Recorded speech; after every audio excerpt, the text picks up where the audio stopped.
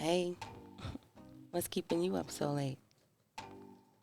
Got something on your mind? Let's talk about it. My name is Coffee Dark and Sweet, and you are now tuned in to the Midnight Koffee podcast. Here, have a sip.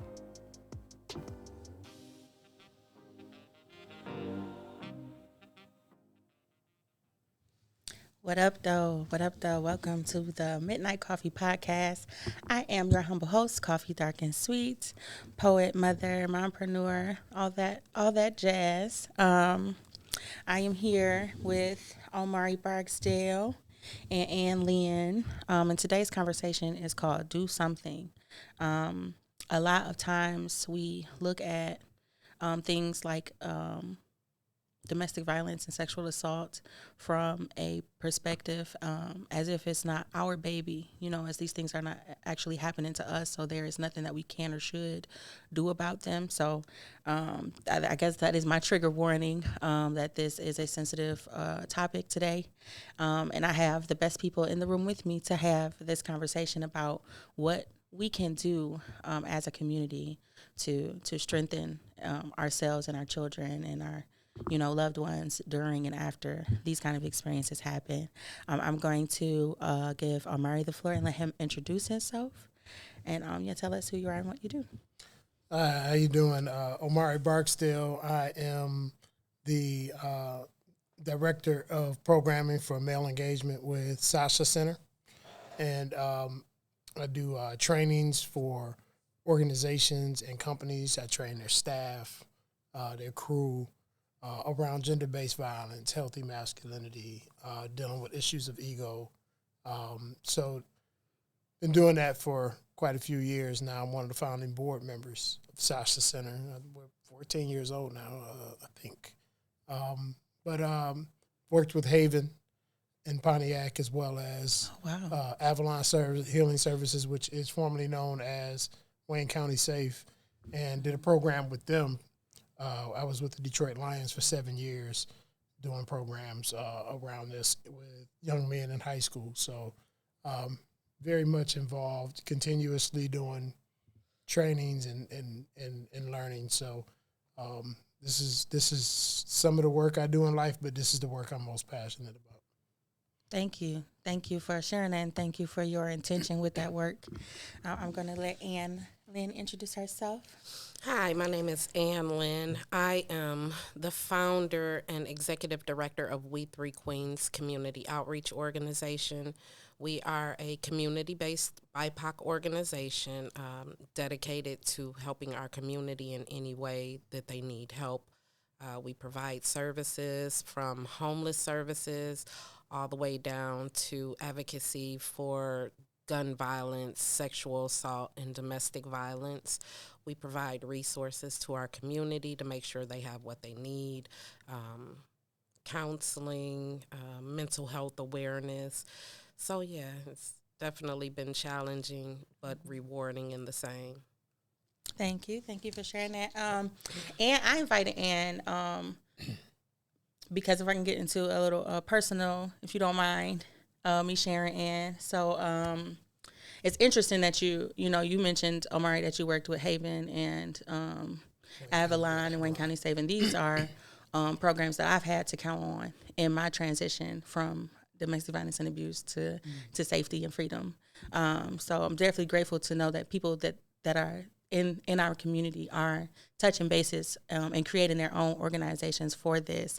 But I knew I had to invite Ann specifically because before I found services that worked for me, Ann was a person that worked for me, and she came to my rescue in ways that like my own family wasn't able to, and showed me grace and patience and allowed me to really heal and held me accountable and was really, that's why I call her auntie still to this day, because, there's just that effort in providing that. I can't thank you enough, for real. So on the helm of the passing of Native Child at her memorial, I think you're one of the first people I called because I put myself in a position now where I'm able to help, to do something, you know what I'm saying, to stand in any gap, really. And I definitely had to think of and reach out and say thank you, you know, because I feel like when things like this happen, the community is should be the fail safe in protecting each other from these kind of things. So Omari, what impassioned you to take on that kind of work? Because it's definitely not easy. And I remember when you the reason why I invited you specifically was at the memorial. You said, you know, if any men have had any experience with aggression or anger and not knowing how to process those things to communicate with you. And I thought that was interesting because a lot of times what gets overlooked in these situations is that there are two like mentalities, personalities at play, from victimhood to an abuser, and both people are people and need rehabilitation and attention and help in these kind of things. I was interested because you never hear of a service that provides that for the other side, you know, for the possible abuser or past or potential abuser. Yeah, so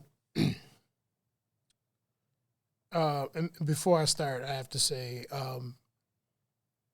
you know, to Native Child's family that I know I miss her presence, Most definitely. and I loved her as a person, and I loved her as an artist, but she also was embedded in this work.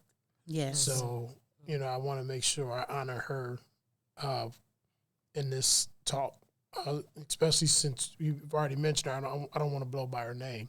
Yes, Because please she's don't. so important. It is. So, simply put, I grew up in a house with 6 women. Mm-hmm. I had my mother, my grandmother, my 2 aunts, and my 2 sisters. Right. I was told I was the man of the house from a very young age. Grew up in a society. I grew up in Detroit. You know, my uncles taught me a certain way to be, which was, you know, respectful to women, but they weren't in the household, and they weren't with me 24/7. So although I had women at home that I was very protective over, when I was out and about, you know, I didn't know that I could contribute to harming women by just conversation. You know what I mean? And so I always thought that if I, you know, because I didn't beat on women, I ain't cheat on women, I didn't rape women, and I ain't curse women out, I thought that I was just an automatic golden good man, right? You know what I mean? So, so I was the guy, and I'm going to tread lightly legally on this. I was the guy that women called when there was an issue with a man. An issue of violence or sexual violence. And without going into great detail about that, Kalima pulled me to the side one day, Kalima Johnson from Sasha Center, and said, I've been hearing some things about how you've been handling some situations, and you can't beat the world up, Omari. Like, you can't beat everybody. Like, you have to find some more constructive ways Safer to ways. help deal with, you know, these issues. Mm-hmm. She was like, I want to send you to a training. You know, we had already started Sasha Center. She's like, I want to send you to a training. I went to a training with Haven. Mm-hmm. And then she sent me to a couple more trainings. I'd already started doing the work at that point. Mm-hmm. And I started to evolve my understanding of these things. But the reason I put that call out to men is because I'm also a student of history.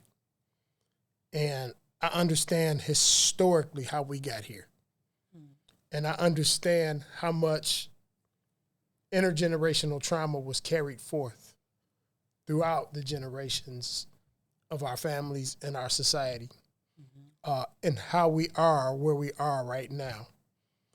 And even if it's a brother listening right now that's being abusive or doing anything harmful to a woman, I want you to know that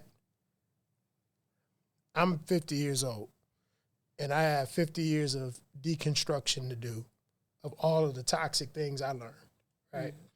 All of the unhealthy and dysfunctional things I learned. And I'm not better than him because I didn't put my hand on a woman. I didn't rape a woman.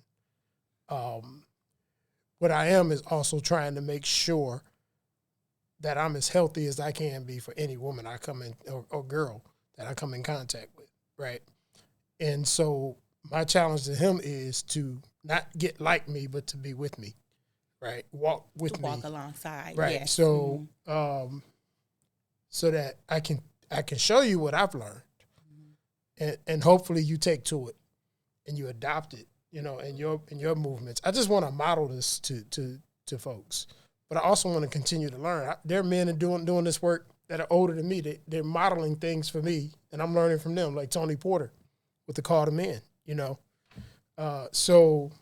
Ted Bunch with the Call to Men. So I don't want it to be a finger pointer. Right. But if you're being harmful, and I know you're being harmful, it is my responsibility not to call you out, but to call you in. If calling you in don't work, then calling you out might have to be the result, right? So, but my original goal is to heal our past traumas so that we have to heal our whole community. Yes. Right? So that we can work on healing together. Because if we keep it real, I know there's this commentary about men when the police are called. The other man's going to go to jail. They almost never go to jail. Almost never. I'm They glad almost you never said get that. arrested. I'm so glad that you said that. They almost never get arrested. So Yes. When a man rapes a woman, he almost is never convicted. And if he is convicted, he almost never receives more than probation. And most of them are not reported. And most of them are not reported, right? So I just want to make sure that because these men aren't going to jail and they aren't being removed from having access to women in our communities, that we work on the healing part. Because if you're not going to be removed, then we need to get some healing done, right? So that's what my motivation is. So thank you. Yeah, that was beautiful. You mentioned having the knowledge, the historical knowledge of the psychology and the conditioning that creates a community of victims and abusers. Yeah. And I believe it's that same knowledge that allows most victims to stay. Especially in the case of somebody like Native Child, who I know also, studied, was a therapist and studied psychology. That was what she did. You know what I'm saying? So having an unlimited amount of grace and empathy and believing that we can save each other is also can be a part of the problem. So I guess I'm gonna go over to Ann now and before you do that, let me just say this. After slavery, we didn't receive a bunch of counseling. Oh no, yeah. Right? You know what I mean? Like we just carry forward all of that Trauma. horrible, heinous trauma Yes. with us into our communities. And experts would say it would take 4 years to every 1 year of slavery and segregation in that process. So there is a umpteenth amount of years of therapy that we all really need. And to me, a therapist is somebody that you can talk to, that holds you accountable, that's unbiased and knowledgeable. And these are things that we can be for each other because of the stigma, which you mentioned, around seeking mental health assistance. Well, see, let's first again, just like bro and you did, I want to just give all my love and support for Native Child's family. She was a wonderful sister of mine, a wonderful person. I miss her dearly,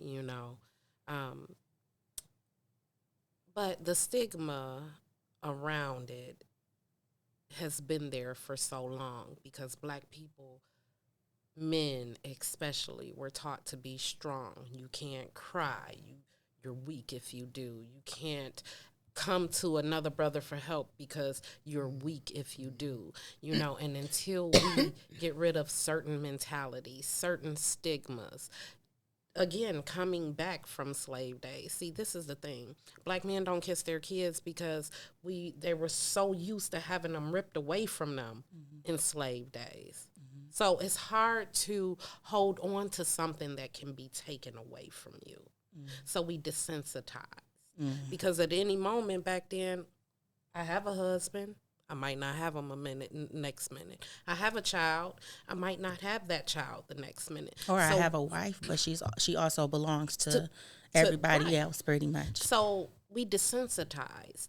And in having that desensitization, as long as slavery went on and then segregation, it just kept rolling. We did nothing to help it. Our parents did nothing to help it, And when I say did nothing to help it, I mean, they didn't say, hey, I think it's time for us to have counseling, or even sit down in the home or in the church and them say, hey, there's things that we need to work on within us that is not in the Bible, that is not in any book, that is that the white man will never give to us. So we have to work on that. So in the home, we have to now, with having smaller children, we have to be more gentle. We have to hug our children. We have to kiss our children. We have to let them know that these things are okay. We have to let them know that it's okay to talk to somebody. We have to stop telling them what happens in this house stays in this house, because most abuse happens to children in their home. And if that's what we're constantly telling our people, because that's what our culture tells us to tell them, we're going to have these type of things. And they never tell. They never speak up. It's not going to be a change, So I would just ask everyone, implore everyone, talk to your children. Teach them that there's nothing wrong with going to therapy. There's nothing wrong with talking to an impartial ear. Because guess what? A lot of times our children come to us. You know what I'm saying? And they say, hey, I'm being hurt here. This is happening here.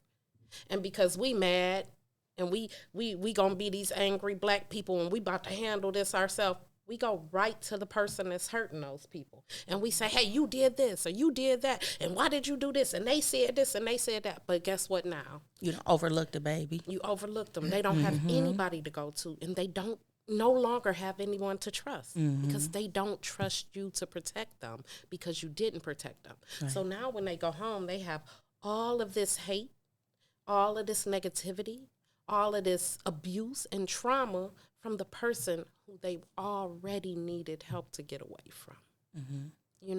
So those are things that we have to change before any change can be exacted. They do start in the home. And go ahead, and just to piggyback off of something you said that I meant to get to, I'm glad you said it, because when we talk about when somebody reports something to us, right, that something happened to them, be it a child, a woman we know, whatever the case may be, I hate to say this, but a lot of times our egos step in to speak for us, right? So like I tell men, and this is what I learned in training, and this is what Kalima meant when she had that talk with me, that sometimes as a man, oftentimes we're taught that if a woman tells us she was sexually assaulted or beaten up, we're supposed to go physically address that man, right? What we don't realize as men is at that very moment, we get up and leave that woman who didn't ask us to do anything. We may be the only man she trusts in life right now. And we leave her alone, crying or scared or hurt to go physically address this man. And if we catch him and we hurt him, it doesn't heal her. It doesn't remove what happened. If we catch him and he hurts or kills us, then she feels new guilt. More abandoned. She's also abandoned now. She doesn't have the man that she trusted. Like there's so much that could, and also if he just finds out you're looking for him, the potential of him retaliating against her goes up significantly. So this is why we need to develop better tactics and be able to have these conversations like you're talking about in our community with our children and be there for them as opposed to our ego. Because when we go to address these things, it's to make us feel better. I'm so glad you said that. Yes. Instant gratification. And people don't understand how toxic instant gratification is. Because we want it and we want it now. But at the meantime, we're not thinking about what's going to happen to our children if we go address this. What's going to happen to our mother if we go address this. What's going to happen to the people that love us. What's going to happen to our life, our businesses. You know, because we want instant gratification, you know. And it's sad to say that in this world, that's what we go for most. Oh yeah, we conditioned. That's a part of the conditioning, and it's a part of the problem. And so when we at home with our children, like my personal goal is to make sure I don't breed or condition a victim or an abuser, right? So you have to teach them things like accountability, like boundaries. You know what I'm saying? Communication skills, just and these kind of things that help catch them now, and also to speak up. Like we was raised to. Like you said, what happens in this house, stay in this house. But also, you don't talk back. You don't raise your voice. You're not allowed to be angry and express your feelings. You know what I'm saying? So all of these things keep you right. So, and when you say, oh, you're supposed to respect authority figures and have just like blind respect for people who are adults or considered to be an authority of you, that line of authority gets really, really thin when we go out in the world as children. But that's when you really have to talk to your children. See, we were raised in an era where we had to show that respect. And we knew who we were supposed to show that respect to. You know what I'm saying? But if it was somebody we didn't, we removed ourselves from that instead of injecting ourselves into it. You know what I'm saying?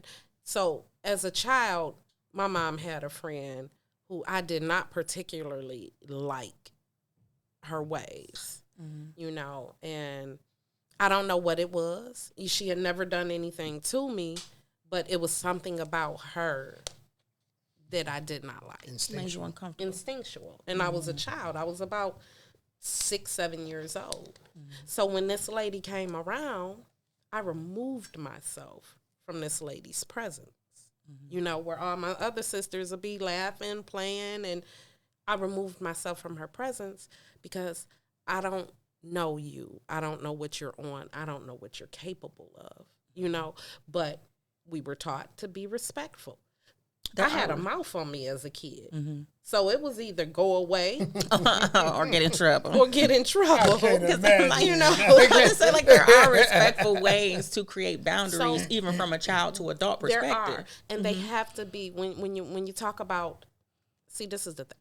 When my daughter was little, her father told her, "You can say whatever you want to say to anybody.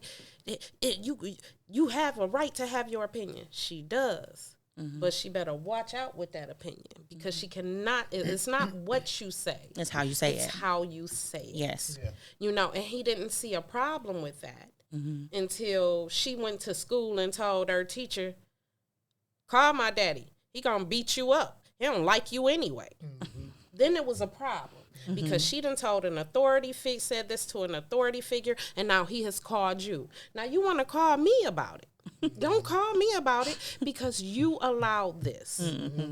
She doesn't do this on my watch. Right. Broke it, you fix it.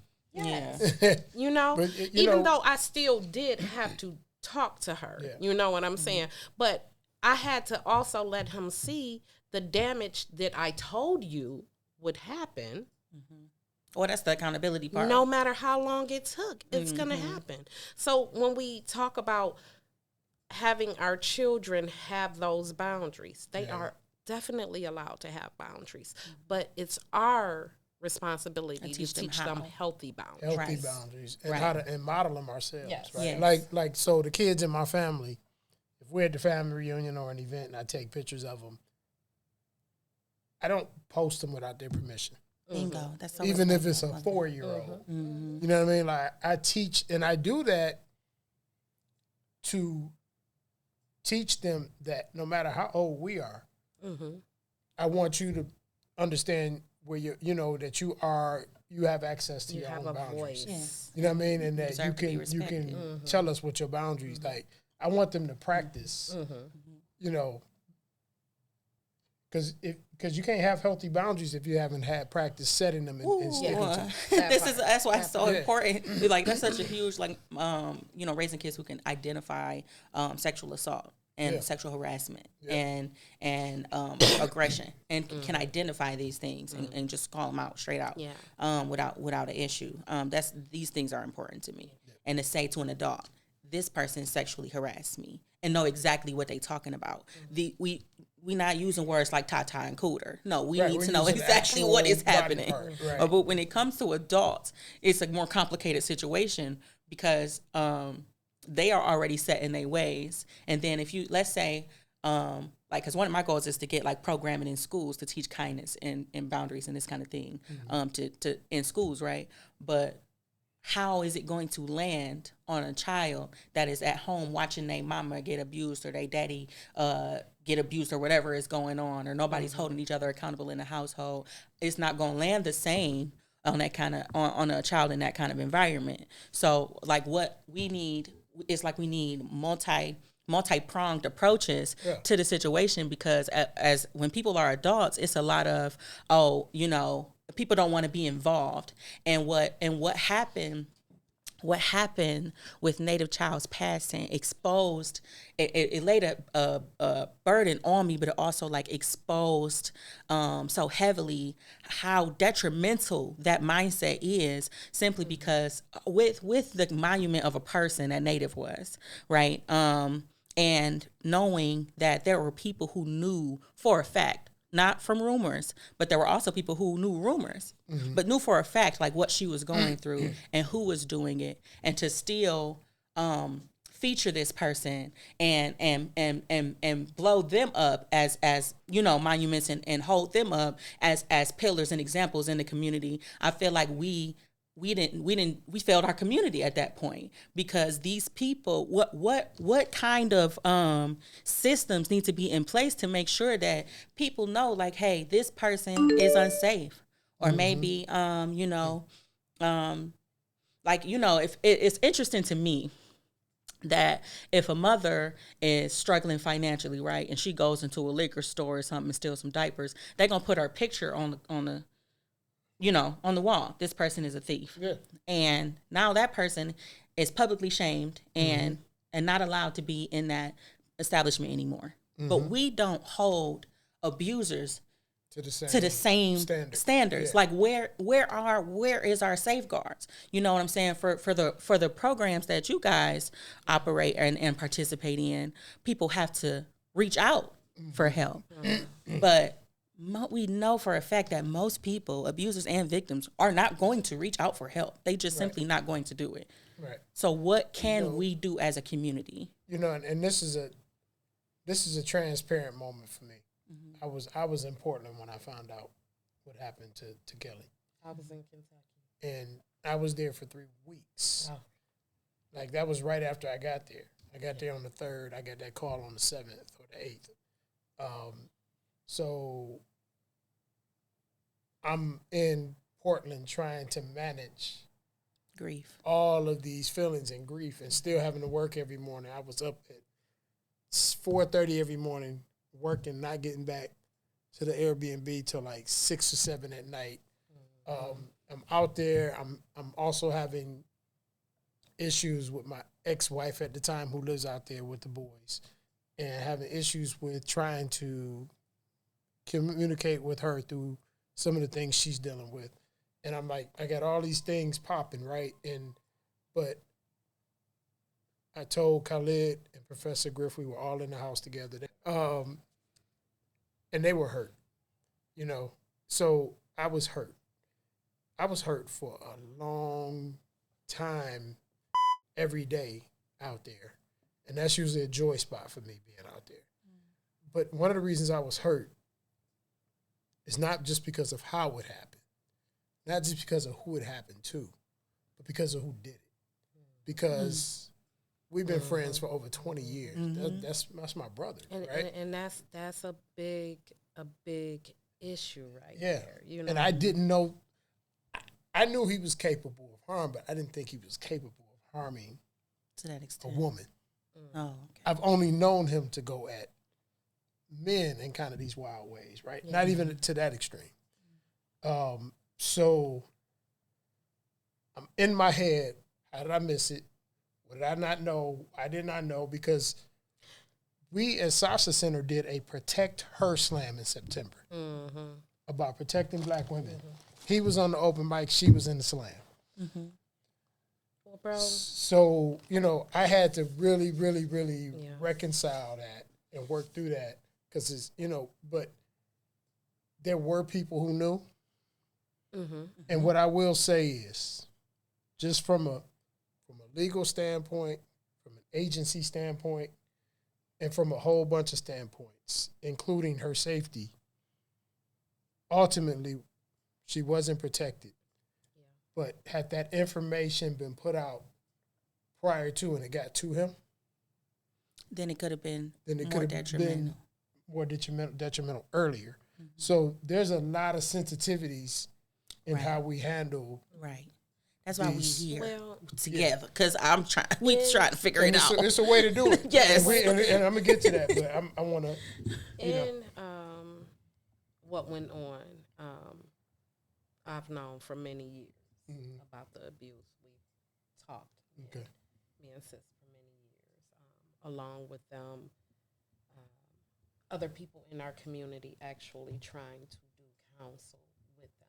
Yeah. Now, see, when the bulk of it was actually coming out was when you were off the scene. Yeah. You know what I'm saying? Yeah. So that's when it mostly got aired to the people who knew, you know. I'm going to go back and touch on survivor's guilt.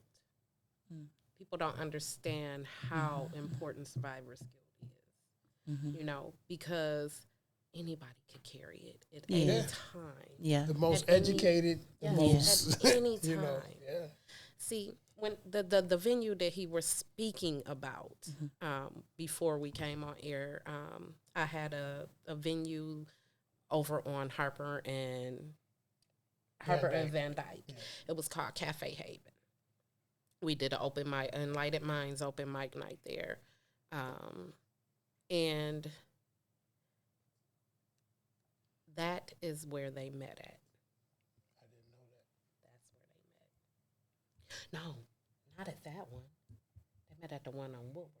Okay. But they met at one of my event spaces. You know, ultimately, me knowing, as long as I knew him, knowing the relationship he was in at that time when they met and how things were, I said, I don't think you should do that, sis. Don't bark up that tree. It went along. They fell in love. They got married, you know. But in that, it hits me too. Because what if I wouldn't have had that event? They'd have never got together, you know. And we can do that forever, can't we? Yeah. Just like bro was saying, how didn't I see this? Survivor's guilt is not just from the actual survivor. Right. You know what I'm saying? Yeah. It's not going to be just Soup's guilt. It's not going to be her family's guilt. It's going to be everybody whose life she touched. How didn't I see this? How couldn't I help her? Right. I wish this never happened. Yeah. You know, so it's a lot of shoulda, woulda, coulda because we could not interject. When we go to without witnessing it. Yeah. And even then, there's some sensitivities with that. It's so sensitive. It's so and complex. It's a really hard thing to try and combat, but we have to do something. So let me talk about that. And I'm sorry. Oh, no. I know you weren't finished. So. Oh, no. Go ahead. So here's one thing that we can do in our poetry community. I'm just going to use that because I think that's kind of our discussion right now? As far Well, it's as, not. Well, yes, I mean, that's but- the most closely but related. This is a micro, Right. and it can be used on a macro level. It as can well. go exactly. Right. So people who will do harm will prey on people who they feel have no support. Which is why men tend to isolate women from their support system. Mm-hmm. Oh, I don't think your sister likes me. We shouldn't go over there for game night tonight. Mm-hmm. Oh, I don't think your mom really cares for me. You know, maybe it's just best, you know, I ease into getting to know her in the future, like later on, like the isolating practices, right? And then when they can't do that, here comes the gaslighting. Well, what you gaslighting. going over there for? Yep. You Oh, know, you got a your little woman got boyfriend man over there? Yep. Yeah. So, which is something we can identify early when we see that happening to our loved ones. You know, if we're ready to be conscious of paying that kind of attention. But I'll use the poetry example, the poetry world for example. We have to create an environment in which, when women or even men who feel vulnerable come to that space, feeling like there is support there when they get there, right? Like, they can't feel like the men in the room would be supportive of the abuser. That is a very strong point. That is my point. Yes. Yeah, we can't feel. We have to let those men know. As men, I'm just speaking for the men right now. Mm-hmm. We have to let those men know this is unacceptable in this space, and that if she comes here and she says, "I need help," we're gonna call Sasha Center or Avalon. We're gonna call these organizations that have resources, and that these men on the scene know how to access these resources, right? Mm-hmm. What Avalon's 1-800 number is, or at least what the website is. Yeah. What Sasha Center's 1-800 number is. What Haven's 1-800 number is. Like, to find resources and helping her find a group that can give her a path to being as safely removed from that situation as possible. Right. But you may know I have rang the alarm on men on the scene before. And nothing happened. And I've done. And I had no men standing beside me to do it. Right? This is a common problem. And I've said names, right? I've said names, and they've gotten support. And I've called some of those brothers in, like, I know that's your boy, but you can't tell me that you don't think he did it, or you're not sure, you're unsure. You can't tell me that while you still rocking with him like that. Because you got to at least ask the questions. Right. You got to at least say, bro, until you get this cleared up and it's clear for sure, like you didn't do it, then I want you. But if you're not dealing with it, that's telling me something. Well, see, and what that is too, you know, it is, we have to hold everybody accountable. I was getting to that. There's a lot of men, but not only are women abusive, but women also lie. Are vindictive and lie. This happened. It does happen. It's like one of those alarms you called. Mm-hmm. You know, were there things to it? Yes. But was the whole truth told by one of those women? But my alarm. Not at all. But people thought my alarm was about that. You know what I'm saying? Wasn't. Yeah, but it was not at all true. Yeah. You know, no, I'm not going to say not at all. No, it was something truth. had to go. It was some truth in there. Yeah, but most of the bulk of it that was just astronomical was all lies. Yeah, but you that's not. But see, but that's what I'm saying is that, like, a situation like that, that wasn't what I was ringing the alarm on. So it was the same person, but a different person, but a different. But that's not scenario. what I was ringing the alarm on. And there has to be some type of investigative approach, some type of Because I feel like everybody want to claim safe space. Now that's something cool to say, and everybody want to say, oh, it's a safe space, safe space, safe space. Yeah. But it's not if I go into that space and it's full of predators. Yeah. But don't tell me face to face that you're going to assault a woman, and then when I call you on it, you tell me you would never do nothing like that. Yeah. You know what I mean? Yeah. So I don't think they should be allowed in the venues. You know, these are the things that I get what you're you're saying, but see, this is the thing: we can't keep anybody out of somebody else's venue. Right. You understand what I'm saying? So we would have to get the host and the venue owners on board. But no. Even in that, in certain businesses, you do have the right to refuse service. But if you're refusing it in a certain way, that can bring legal ramifications. So the only way for us to really get known and make word known who abusers are and what they are and where they are is really to just do it.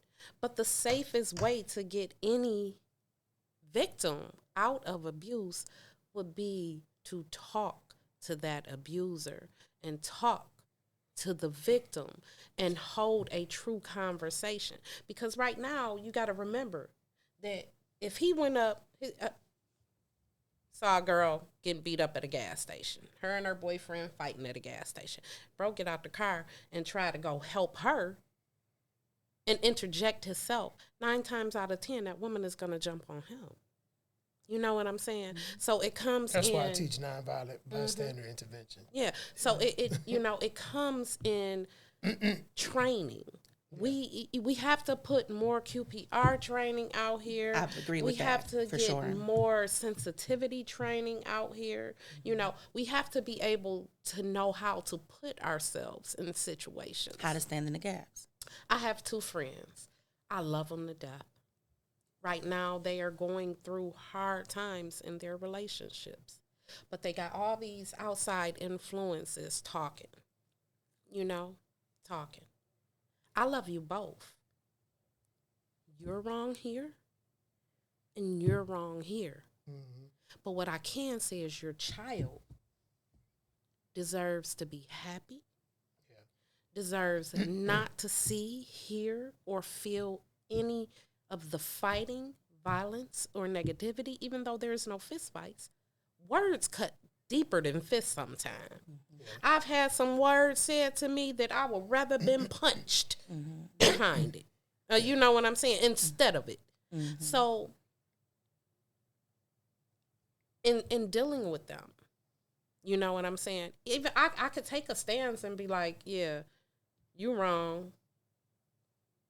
But how's that helping? Right, it's not. Because there's always 2 sides to everything. Yes, and that, like I said earlier, the abusers need reconditioning, justice, and therapy and help, and somebody to hold, like AA or something like that. You know what I'm saying? You have a sponsor, like victims and abusers need that kind of connection on both ends, because like we said, the police don't really do nothing, and so but we have to, at that point. I know we not police, you know what I'm saying? We not these kind of authorities, but we have to have some time. We have to. We have to. And on that right to refusal piece, the way it legally works is you can refuse anyone as long as you're not doing it in a slanderous manner, right? So if you're not on the mic announcing so-and-so can't come in here because I heard you know, so, but also this puts our venue runners at risk. So I think the best thing to do is to create an atmosphere where people know they can't operate like that in this space, right? Because I know men on the scene that harass women, historically, and I don't really know the scene that well right now, so I don't know if that's going on right now. But I know I've seen several men throughout years that feel the need to harass women constantly, and have followed women to their cars and things like this. And what we have to do is create an environment where they know, because predators hate being seen, right? So there was two particular that every time they came near me, I said, "Get away from me! I am going to tase you." Yeah, they have to know that there are a bunch of eyes on them, right? And we have to put that commentary out there. We have to almost market it. Yeah, That these are spaces that the people are visual, and we, to the best of our ability, as a group, as patrons, as showrunners, are actively, to the best of our ability, creating an environment that is safe. I'm glad you mentioned that because I had an idea. So you know how there's like food bloggers and that kind of thing, and they rate food and all this other kind of thing. And I was thinking of possibly giving venues safety ratings. You know what I'm saying? And holding the venues accountable to the safety ratings for different kinds of things, but definitely the presence and activity of predators being one of the major things. You know what I'm saying? And so because we can't just say safe space, right? So if you are going to say, hey, this is safe space and blah blah blah blah blah, most people think that means you can just get on a microphone and say anything. Right. But to a predator, it might mean I'm safe to be a predator here. Right. But that's not a safe space for everyone, right? So if I feel like that would be a passive aggressive way to say, hey, and start holding the venues and the host accountable. As members of the community, you want to get the community in your rooms, right? Well, you have a responsibility to keep us safe. Then, so we would have people that are actively in these venues and no nonviolent practices to intervene. Right. Right. Because in my trainings, I always tell the men, I'm never going to suggest that you physically involve yourself in something. I want to teach you how to do it without putting yourself and her in harm's way. And it might not keep her from getting harmed, but it might keep her from getting more harm than she was going to get. Right. And it might keep her from getting harmed again by the same person in the future. Right. So, but you stepping in, both of y'all could get harmed, and there's nobody to report it. There's nobody to tell the story. But, and I'm also not going to tell a man not to intervene, but in my training, I never suggest it. But legally, I can't. But I try to give as many nonviolent practices as possible to intervene. And one of the biggest ones is attention. They don't like attention. So. I am a certified in conflict resolution, and I think we have to start putting things first in school. Like, they've taken so many things out of our school, but now what are they going to put back in? Hey, we got to do that. You understand what I'm saying? It's really up to us. It is. It is. So it's time for us to start advocating for things like domestic violence awareness, conflict resolution, sensitivity training within our schools, within our police force, everything. Dating violence. Dating violence. Because that actually starts a lot of times in high school. In high school. Some kind of community parenting situation. We need to start just being able to hold these classes in different spaces. You know what I'm saying? Conflict resolution. You can do so much with conflict resolution in business and in life. You know what I'm saying? So, but now you have the tools to be able to think through this conflict from both sides. You know what I'm saying? And be able to handle it in a way that's not being pointing fingers and also saying the victim is wrong. Right. You know what I'm saying? Right. Because a lot of times, okay, we're just gonna put this out here. No man should ever put his hands on a woman, but no woman should ever put her hands on a man. Truth. Right. Ever. Truth. Yes. You know what I'm saying? My mama taught me if you gonna hit a man, you gonna get hit back by a man. In mutual combat, it's not cute. And it's not. Initiating combat ain't and cute. it's confusing too. It is. But it comes, see, this is the thing. When we're little kids, you running around the playground and a little boy like you, he gonna hit you, you gonna hit him. We have to stop that. Yeah. Because it's not we can't cute. tell them that's because they like he you. just Yeah, like we can't right. tell them that. No, even though we know that that's what it is, but it now tells them that that's okay. That's a form of life. And then they take it as adults. And when every time he hits me, every black eye, he loves me more and more and more. And that's just not so, you know? So we have to teach our children what healthy love is, what healthy like is, what healthy relationships are. Period. Across all boards. And we have to start it in the home and in the schools. One thing that I've seen now is that a lot of homeschooling co-ops are coming up. And having these homeschooling co-ops, you're able to teach your children what you want them to know. Learn. So going to this one, it was no big kids in there. I think the oldest kid was like 7. But they're teaching them conflict resolution. They're teaching them sensitivity training. You know what I'm saying? They're trying to give them the tools to succeed successfully in life and not be victims or abusers. Yes. And I love that. You know what I'm saying? But we also need that in school because a lot of kids are not in. And then our kids got to go out with them. Right. You know, so now you have this child who can understand, okay, yeah, he said this, but he may not be he may not mean it. Something may have happened at home. He might be having a bad day. You know what I'm saying? Against these, with the child that's angry and aggressive, well, that child is going to be more angry and aggressive because this child is calm. You understand what I'm saying? So it's like, now you're taunting me. You know what I'm saying? Because why aren't you getting mad? But they don't understand that all conflicts does not have to stem from anger. In anger, you know, you have to have a resolution. So if we start that in school with our children, at home with our emotional intelligence with our children right now, you know, maybe we can change some things. Because I'm not gonna tell you, but this group of kids that's coming up now, they something different, baby. Special. They something different. This is the scrolling. This is the scrolling generation. But it's they exposed to so much. I'm not even gonna say it's the scrolling generation, as now our children are gentle parenters.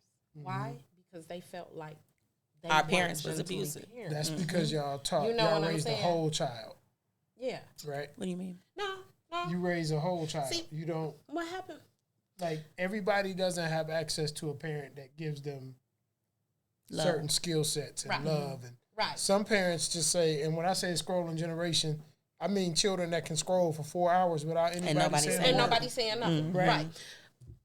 That's the average child right now. Yeah. Not in my home. But it's okay. So it's like a lot of parents felt like they endured too much abuse at home, whether it been physical, mental, or emotional. You know, my daughter felt like she got put on punishment too many times. She don't punish her kids at all. No. Now she got a problem with one of them. Of course. You know what I'm saying? So now my grandson gives her hella problems, goes to school and gives them hella problems, right? Because she didn't discipline him. And when I say discipline, I'm not saying beat. Right. I'm not saying whoop. Right. But and discipline. It's difficult as a parent. Yeah. I don't even like the term gentle parent because I approach parenting in a gentle way, but I punish my kids, and I feel like there needs to be in the conversation of boundaries, right? There needs to be an immediate corrective response when somebody does something that you do, and if we don't do that with our children, then they're not gonna do that with nobody else. But it is a thin line because I don't physically punish my children, you know how, and that's all I know, kind of thing. Right. So it's like, well, how do I get them to stay? Because, you know, you teach them stuff, they get it, but it's a back and forth. You got to send them to other people. Yeah. They come back different. It's like, it is, and the media is a huge influence. And as much as diligent as I am, I'm so diligent about protecting my kids from the bullshit that's coming through the screens, right? It still get to them. Oh yeah. Oh, yeah. Yeah, My Because my your house 5-year-old is know not the that. only house that I they're know, in. and it's so. But it's like it feels impossible almost to try It is and impossible. balance discipline and Yeah, love. unless you're gonna And move them to a mountain. It is. somewhere. like right, Just disconnect, get off the grid. Okay, so in my household, we didn't eat pork. So my children weren't allowed to eat pork. We didn't cook it. It Same. wasn't in our household. But when my children would leave my household and I'd be like, hey, y'all know we don't eat pork. They can't have pork. You know what I'm saying? Yeah, okay. But then they come back A sick. little piece of bacon ain't gonna hurt them. You know what I'm saying? Then they come back sick. And I'm like, well, what did y'all eat? What did y'all feed them? You know what I'm saying? And they tell me, and now I done found out they done had some damn pepperoni pizza. You know what I'm saying? But now I have to deal with the backlash You know, because a lot of black people don't know pepperoni is pork. Right. ain't that crazy? I have to deal with the backlash because they didn't, you know, that They didn't respect it. maybe They all didn't they respect had it, was yeah. some pork that day.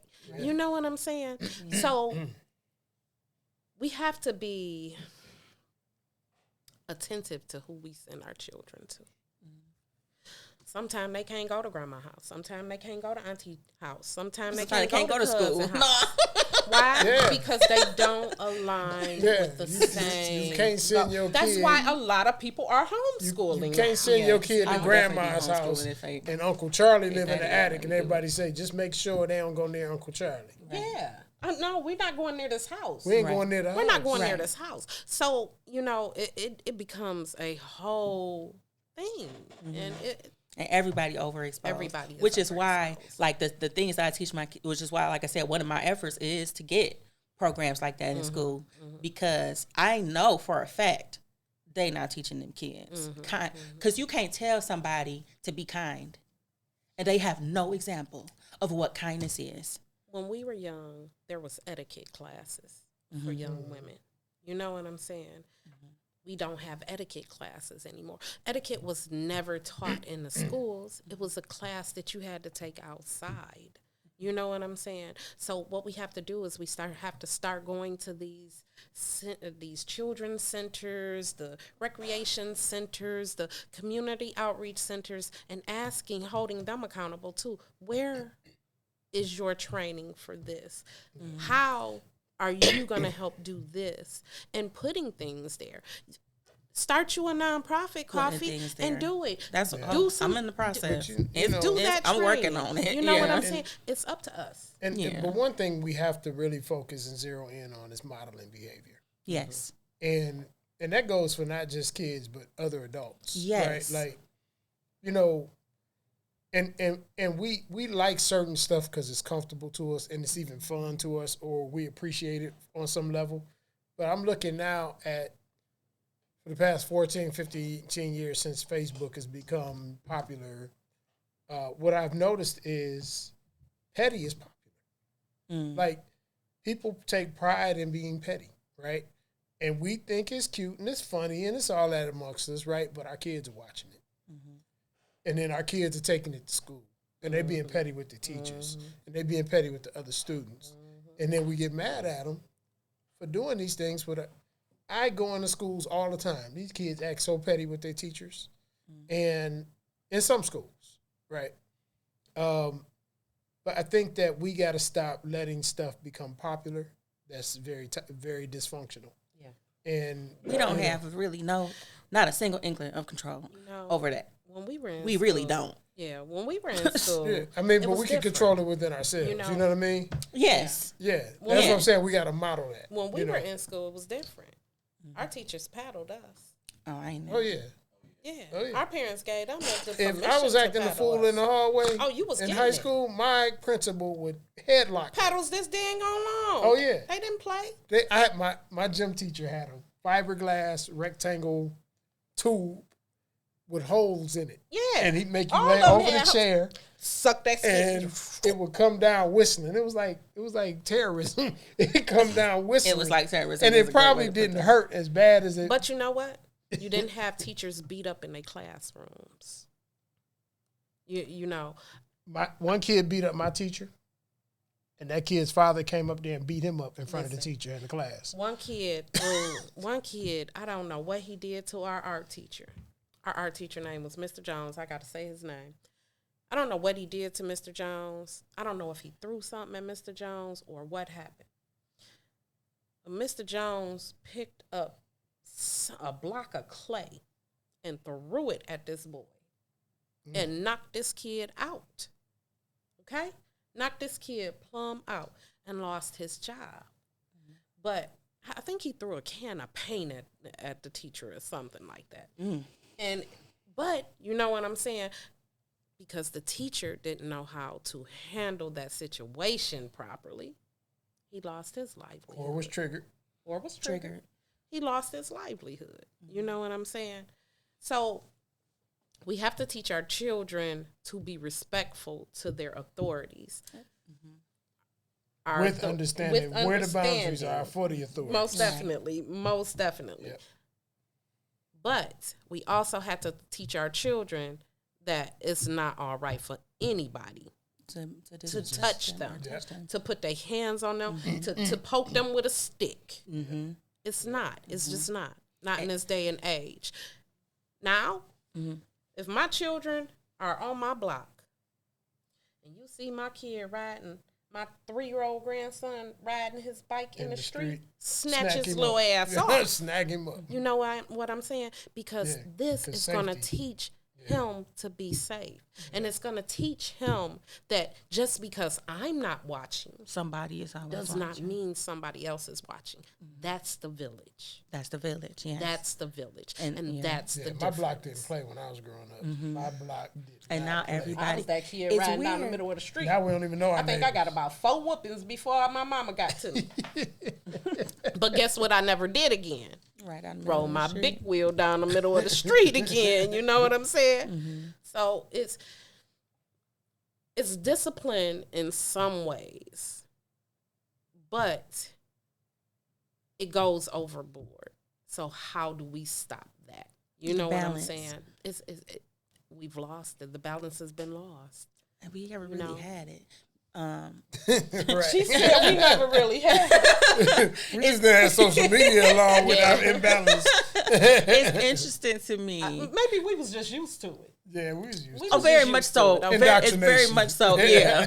Yeah. But it's like we live our entire lives in public at this point. Most people do. And I have to get on my niece about that. Like, don't be on FaceTime all day. And I don't want to be surveilled.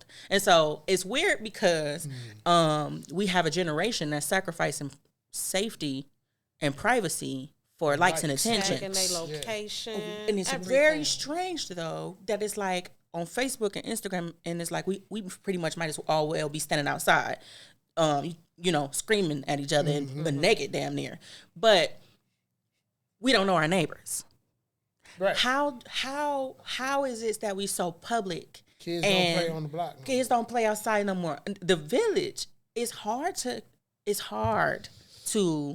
build these foundations without in this current culture, because everybody is like, oh, not my business, not my problem, and they'd rather talk shit about Sally down the street who kids need diapers and she on her 3rd baby daddy, but won't nobody go give her a casserole of $20. Like, you know what I'm saying? So it's like we have to do something, and from pretty much what everybody, or what all 3 of us is saying, like there has to be education. There has to be an educational background to this. And we've been mentioning children a lot, but I didn't learn boundaries till I was 30. And so that's why it's important that I teach my kids boundaries and accountability, because I don't want them to have to wait till they're 30. But what about the 25-year-olds? What about the 40-year-olds?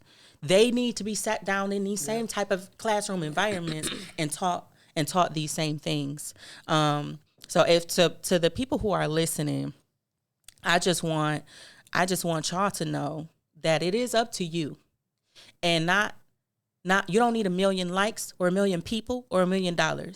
You alone can find a gap to stand in. You alone can do something. There are resources almost everywhere. And if you are in Michigan, Sasha Center, Avalon Village, Haven. Not Avalon Village, Avalon Healing. Avalon Healing. Yeah. Sorry. Yes. These things you can Google. We Three Queens you can Google. Energetic Investments you can't Google, but you can find me on Instagram. I do presentations at schools for I call it the AAAs of parenting, affection, accountability, and affirmations. Because, like I said, we need to start just taking responsibility for one another. Check on your neighbors. I don't care if they old or young. I don't care. You never know what's going on. You know what I'm saying? And just stand up. Koffee, do you mind if I mention about the first time we met? Oh, go ahead. Do you remember the first time we met? I don't. Not the very first time, no. So I did a poem. I think it was I was doing a feature at Nandi's, and I did my little black girl poem. Mm-hmm. She called me on Facebook the next day. She said, "Were you talking about me in that poem?" And I said, "No, I wasn't." She said, "Well, it really touched home with me, and I don't know what it was, but it really touched home with me, and it just seemed like you were saying that right to me." I said, "Well, you were the one that needed the message. Mm-hmm. You were the one that needed to hear you said that, yeah. You know." And that was the first time that I interacted with Koffee, you know, on that, you know, level of having a conversation. The next time I interacted with Koffee, somebody brought her to me in a, you know, and when they brought her to me, and said she needs help. I'm glad you were there. And at that point, it was activated. You know what I'm saying? And I was the type of person that will open my home to somebody who needed me and somebody who was willing to accept the help. And Koffee needed me and was willing to accept the help. And I'm so proud of who she is today and how far she has come because, baby, let me tell you. And that's what I was going to say. I'm glad you were there. Yeah. And I'm glad you were willing. It was, and so for me, knowing, I'm not about to cry, yes I am. For me, knowing that, and it wasn't just Ann. Like it was a member of the community who brought me to her. Mm-hmm. I had several conversations with Native Child who talked me through certain things that helped me get my breath and my bearings. I also had several conversations and reached out to people who took advantage of me and embarrassed me and this kind of thing. But at the end of the day, if it was not for my community and my efforts, knowing that I needed help, right? That I was in a predicament where I can't do this by myself. When I try, I'm fucking up. Everything is fucked up. So it's just making the continual effort to get help, and having people who were willing to intervene and to do something, and it made a monumental difference in the trajectory of my entire life and my relationship with my children and everything. And so in cases where somebody helped me and I see them come to such an untimely and gruesome demise, I have really been in pain ever since. And like in my mind it's like, do something. You know what I'm saying? Talk. Let's have the conversation and see how we can continue to, because you were one of the first people who even inspired me to stand in a gap, in any kind of gap, watching what you was doing. And that was so inspiring, not just with me, but she was this community group and this dinner and just feeding people. Living in my house. Oh my God. That night at the memorial, when I asked to take my information, give me the information so I can involve them when we create this Sasha Center program, right? Mm-hmm. Where they can be involved in creating a healthier community for men. Out of that whole room. 4 men. Because we got to start with the boys. The men already have set that I'm not gonna let this man change Well, me. you Ain't know- nothing wrong with You me. know, I do trainings with men. I know. Groups of men. Yeah, I know. And they make the adjustments. Yeah, you know, But you they got to gotta get them want in it the to room. help. You gotta get them You in gotta the get 'em in the room. room. That's the Yeah. hard part. You know, the That's boys. the hard part. boys, they catch on quick. That's what I'm Right? saying. The men, but I try to do both because Yeah. the men are the ones doing the active harm. Yeah. You know what I mean? And the people who Boys need the are just most on help, that. Yeah. you got to snatch them out the problem. They not going. True Avery made a point, and we got to wrap it up.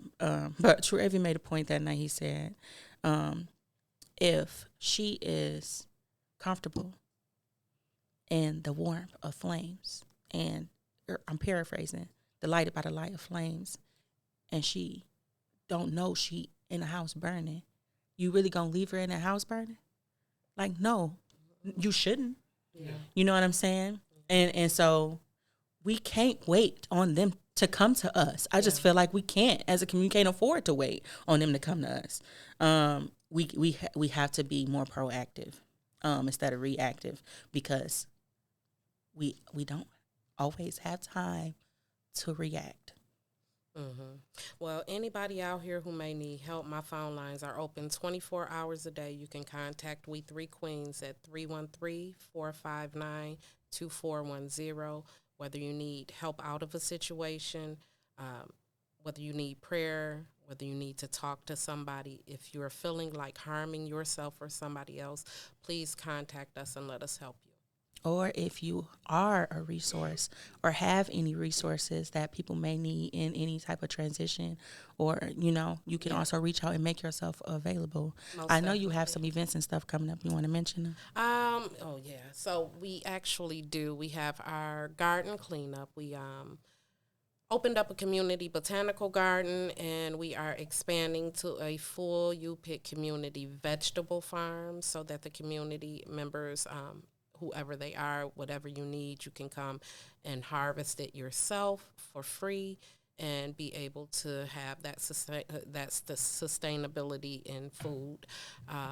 So that is on the 23rd of March, and that is at 20151 Danbury. We will be cleaning approximately 12 lots, putting the garden beds down, filling them with dirt. Also, on Easter Day, we are doing a community Easter egg hunt for the children. So you bring them out. We're going to do a big Easter egg hunt for them. They're going to find their eggs. We're going to have a kitty disco. Just give them a really good day. And I got one more. When is it? Mother's Day. Mother's Day event is, of course, on Mother's Day. That will be held at 16418 West McNichols. The tickets are $15, and if you don't have it, we'll be happy to work with one of our partners who have donated a few dollars to have a certain amount of women come into the event for free. But what we'll be doing is we'll be doing a balloon release for mothers who have lost their children and children who have lost their parents. We'll be doing candle making, and we'll have poetry, we'll have comedy. So yeah, just come out, enjoy, and be a part of our community. Thank you so Omari, much. what would you say to the men? What you did actually did inspire me. But what would you say to men that has an associate? They're not necessarily friends, but has an associate that may be an abuser that wants to address it. But you already, like, a guy may say, well, that's their business, or it may escalate into a physical. If he addresses it, it may escalate into something physical. You put about 3 questions in there. Yeah, I did. But before I get to that, I'm gonna say that at Sasha Center we do have Take Back the Night coming up April 19th, and you can check us out at sashacenter.org. I think we're gonna be doing this at the Wayne State University Center for Gender and Sexuality. And also, if you're dealing with domestic violence, you can. So Sasha Center, you can reach us sashacenter.org, or you can go on your search engine and find Eveline Healing's website if you need shelter services or anything relating to domestic violence. also sexual assault services with them as well. We have an MOU with them. But if you have a friend, brothers, if you have a friend that you know is being abusive, and it doesn't have to only be physically abusive.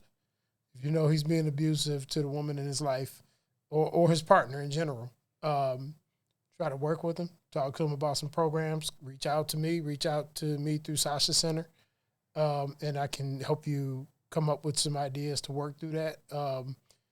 If he is being, you said if it turns into a physical altercation between the men. Well, I ain't gonna say if it turns into one, but usually when you address a guy, sometimes it can. Well, it depends on how you address it, So domestic violence is never anybody's own business, right? Thank you for saying that. Like that's not, we say that's that business. man's business. No, once you lay hands on somebody, you've committed a crime like that. It's everybody's business now, right? Thank you. That doesn't mean it needs to be promoted publicly, right? Because you could put the woman in harm's way. But him telling you that's not your business, it absolutely is. It absolutely is my business, right? So if he gets physical about it, try your best to get out of that physical situation, and try to deal with him on a different level, right? And from a distance, like call him, text him, email him, like, bro, listen, I found this program. I know you pissed about it, but I'll go with you. I'll go with you because it's probably something I can learn there too. Put yourself in that position. Like, I can learn something there too. I will always, and I've gone to counseling with my male friends who I know have aggression issues towards women, right? I will go with you. That's the sacrifice we got to make as men. We can't only we can't be out here singing the rap songs that are degrading the women and enjoying the videos and passing along porn and this and that, and then not contribute healthy things at some point and say, listen, I did all that. I contributed to rape culture. I contribute. And then once you realize that, you got to be willing to make the sacrifices because you got to put in as much work to build it up, to build it back up as you did to tear it down. Yep. Thank you. I want to take a minute and just show gratitude and honor to a Native child, Kelly Mays, and the work and effort that she did while she was here, and I pray that it continues on. Things like her untimely death have greatly impacted the Detroit community and the Detroit poetry and artistry community as a whole. And I know for a fact that this is not the only community greatly and perpetually affected by domestic violence. And I want to encourage everyone to get with the people in your community who you see are trying, and try with them. Have conversations like these. Talk about what can be done instead of complaining about how things are. Let's have conversations about what we can do to change them. Because if you standing in shit complaining about the smell, you shitty. Like, clean your shoes or something. You know what I'm saying? Like, be active. And find people to be active with, so we can heal and we can save each other's lives. Is really up to us. There are no systems that exist that are particularly for us, but we have to be, and we have to work hard to be for us. It's not easy, but we have, not somebody, we have to do it. Thank you guys so much. You're welcome. Thank you Thank you for for coming having us. and having this conversation with me. Most definitely. Okay.